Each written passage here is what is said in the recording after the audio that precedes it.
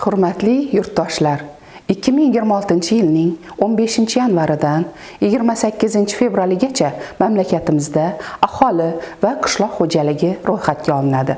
Ro'yxatga olish orqali aholining ijtimoiy-iqtisodiy ahvoli, shuningdek, qishloq xo'jaligidagi yer maydonlari, ekin turlari va chorvachilik holati haqida aniq va ishonchli ma'lumotlar to'planadi.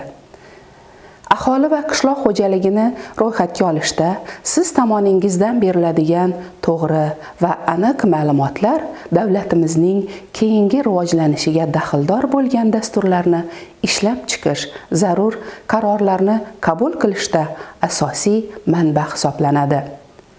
Chekka va olis hududlarda aholi turmush darajasini yaxshilash, yangi ish o'rinlari yaratish imkonini beruvchi islohotlar uchun zamin yaratadi.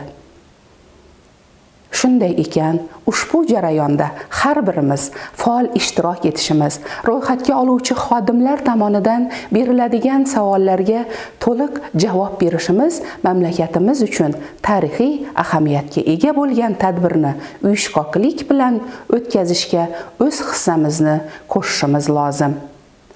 Unutmaylik, har bir ma'lumot mamlakatimiz taraqqiyotiga xizmat qiladi.